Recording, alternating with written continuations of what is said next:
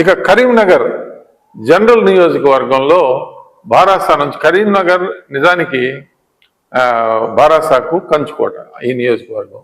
ఈ నియోజకవర్గంలో గతంలో వినోద్ కుమార్ గారు ఎంపీగా కూడా పనిచేశారు. అయితే 2019 ఎన్నికల్లో బండి సంజయ్ గారు బీజేపీ నుంచి ఎంపీగా గెలిచి బారాసాని కంగు తినిపించారు. ఎందుకంటే అధికారంలో ఉన్నప్పుడు కేసీఆర్ గారి ముఖ్యమంత్రి కేసీఆర్ గారికి అత్యంత సన్నిహితుడు బంధువు అయిన వినోద్ కుమార్ గారిని వాళ్ళ స్వస్థానంలో ఓడించడం అంటే అది నిజంగా గొప్ప విషయం అనే చెప్పాలి. అది జరిగింది. అయితే ఈసారి కూడా వాళ్ళిద్దరూ భాజపా నుంచి బండి సంజయ్ గారు, బారాసా నుంచి మరి వినోద్ గారు పోటీ చేయడం జరుగుతుంది. ఈ లోక్సభ పరిధిలో బారాసా 3 అసెంబ్లీ స్థానాలని, కాంగ్రెస్ పార్టీ 4 అసెంబ్లీ స్థానాలని, భాజపా 1 అసెంబ్లీ స్థానం కూడా గెలవలేదు.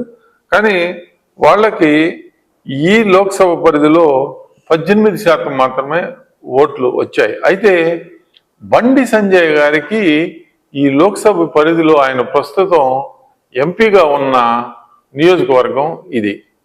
కరీంనగర్ లోక్సభ నియోజకవర్గంలో బండి సంజయ్ గారికి ఉన్న పట్టు ఏ నాయకుడికి లేదనే చెప్పాలండి. ఎందుకంటే ముఖ్యంగా బలహీన వర్గాల్లోనూ ఆయనకున్న పట్టు ఇక ఏ నాయకుడికి లేదు. ఇక్కడ వెలమ సామాజిక వర్గం నుంచి 2 పోటీ చేస్తా ఉన్నారు. కాంగ్రెస్ నుంచి వెల్చాల రాజేందర్ గారు, ఇంకా మరి బారాసా నుంచి వినోద్ గారు పోటీ చేయడం జరుగుతుంది. ఈ ట్రయాంగులర్ కాంటెస్ట్లో వెలమ సామాజిక వర్గానికి చెందిన ఓట్లని కాంగ్రెస్ పార్టీ అభ్యర్థి కనుక చీల్చుకోగలిగితే బండి సంజయ్ గారి విజయం చాలా ఈజీగా సాధ్యపడుతుంది. అంటే కాంగ్రెస్ అభ్యర్థి కొంచెం లేటుగా తన ప్రచారాన్ని స్టార్ట్ చేయాల్సి వచ్చింది. ఎందుకనంటే చివరి నిమిషం వరకు, అంటే చివరి రోజు ముందు వరకు కూడా ఆయనకి గ్రీన్ సిగ్నల్ రాకపోవటం కాంగ్రెస్ పార్టీ ఒకంత ఈ లోక్సభ పరిధిలో వెనుకబడిందనే చెప్పాలి.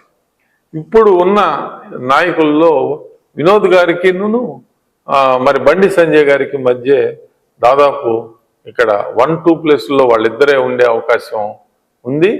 కాంగ్రెస్ పార్టీ మరి ఏ మేరకు బారాసా ఓట్లని ఈ లోక్సభ పరిధిలో చీలుస్తుందో వేచి చూడాలి. ఈ నియోజకవర్గంలో మరి బండి సంజయ్ గారి గెలుపు దాదాపు ఖరారు అయినట్టుగా మాకున్న సమాచారం.